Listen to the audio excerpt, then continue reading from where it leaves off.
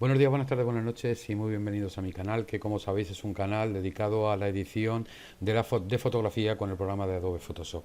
El último vídeo que hice iba sobre la teoría del color. Os di mi visión inicial sobre la teoría del color y antes de seguir con el segundo capítulo de esa línea de la teoría del color, quiero volver un poquito atrás, recordar un par de cosas en relación con las curvas que introduje hace tiempo y con los métodos de fusión de capa, porque nos van a ser muy interesantes para el siguiente capítulo de la teoría del color. Veréis, en un capítulo anterior os hablé de una forma de utilizar las curvas. Bueno, decir que esta imagen en primer lugar es una imagen de mi amigo Antonio, es una edición mía de una fotografía suya del Alcázar de Toledo, es una fotografía que me parece, me parece muy interesante y bueno, la voy a utilizar para este tuto. Como os decía, os había tratado de explicar en capítulos anteriores que si yo agrego una capa de ajuste del tipo curvas encima, en realidad lo que estoy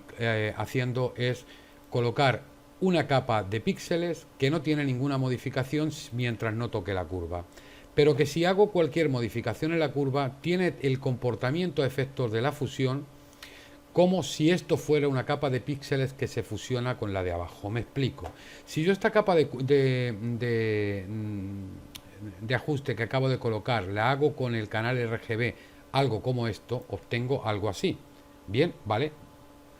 Voy a eliminar esto y ahora voy a duplicar esto. Control J y obtengo una nueva capa. Tengo la otra activada. Y ahora me voy a aplicarle una curva directamente el método destructivo, que es el método antiguo de Photoshop, viendo a imagen, ajustes, curvas. Yo me voy a imagen, ajustes, curvas y hago esto. Y si os fijáis, las dos imágenes, ahora fijaros que tengo aquí una imagen que tiene estos cambios. Como está en modo de fusión normal es lo que veo, pero son exactamente igual que estos. Idénticos, los mismos. Si hubiera ajustado las curvas exactamente igual, serían los mismos. Es decir, que el comportamiento, primer punto importante, que es que el comportamiento de cualquier capa de ajuste con respecto a la fusión es el mismo que si esto lo considerara como si fuera una capa de píxeles con ajuste o sin ningún ajuste. En este caso de aquí con ajuste y en este caso de aquí el ajuste ya lo tengo puesto, pero si yo restablezco el ajuste de la capa de curvas a cero, lo que obtengo es exactamente lo mismo. ¿Vale? Bien. Ahora tiro esta capa a su sitio. Si yo cambio el modo de fusión y coloco el modo de fusión a luz suave, pues lo que obtengo es, perdón, voy a deshacer control Z, Z, Z y obtengo esta capa de, bien. Me coloco en la capa en la que había aplicado la curva directamente, y en esta capa sobre la que había aplicado la curva directamente cambio el modo de fusión, me coloco en ella, cambio el modo de fusión a luz suave. El resultado que tengo es la fusión de esta capa de píxeles con la de abajo, que era la original, como si fuera luz suave. Hay un capítulo en el que explico cómo es ese modo de fusión luz suave. El resultado es elevar el contraste, este aumento de los negros y este aumento un poquito parcial de los blancos, con mucha influencia en los medios tonos. Bien, si yo hago exactamente lo mismo con la capa de arriba, la coloco la capa de arriba, hago que se fusione en luz suave, la que tenía capa de ajuste, el resultado vuelve a ser exactamente en los dos casos el mismo si se tratara de la misma aplicación de la curva. Bien, ¿queda esto claro? Bueno, pues entonces vamos a ver qué es lo que ocurre si yo cojo esta capa de curvas fusionada en luz suave, que no deja de ser sino una capa de píxeles sobre la que he aplicado una curva, en este caso sin ninguna modificación, y la he fusionado en luz suave. Si hago esto, si levanto los negros hasta 128, más o menos, y ya está. Bueno, pues fijaros que la imagen no ha cambiado.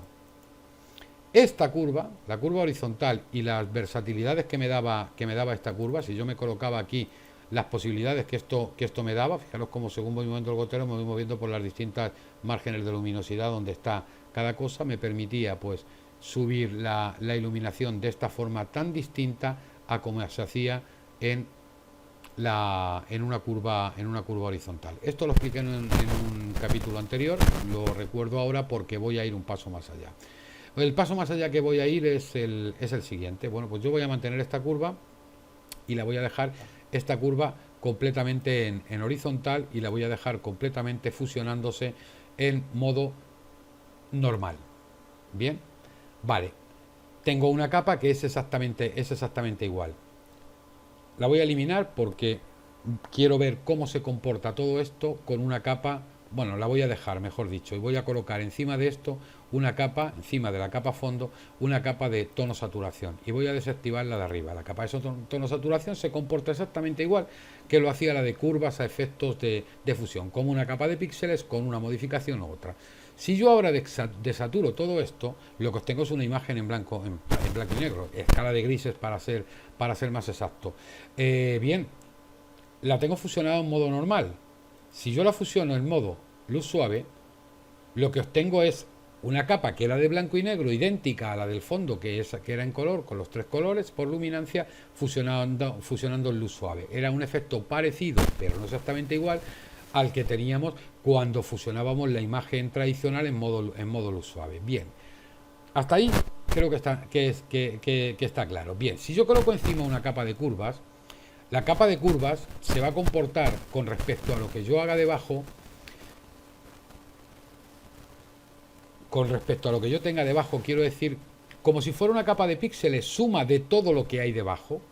Por tanto, si yo levanto aquí, estoy levantando en una capa de píxeles que es la suma de todo lo que hay debajo. Pero ¿qué es lo que ocurre si yo coloco esto en modo de máscara de recorte? Ahora la curva se está aplicando solamente sobre esta capa de aquí, y recordemos que esta capa de aquí no era ni más ni menos que una capa igual que la de abajo, pero desaturada, es decir, en modo de blanco y negro. Por tanto, si yo levanto esto hasta aquí y esto hasta aquí, vuelvo a colocar la curva horizontal, voilà, el resultado de estas dos, que las agrupo en una capa, es como si no hubiera hecho nada.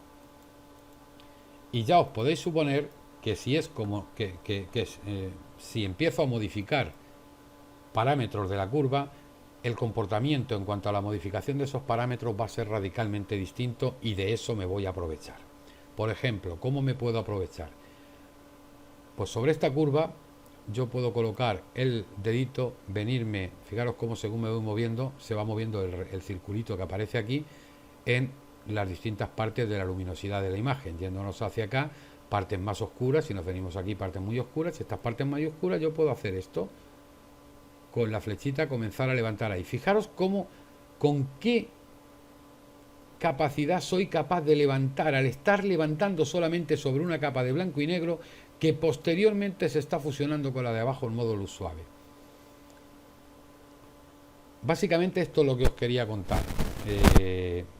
Cómo sacarle partido es cosa vuestra. Yo, cuando siga con el desarrollo de la teoría del color, utilizaré esto para aplicar ciertas cosas en la teoría del color, y me interesaba que lo supierais, o que por lo menos tuvierais donde poder ver lo que explico muy de corrido cuando llegue el momento de hablar de la teoría del color. Pero evidentemente nos da muchísimas posibilidades.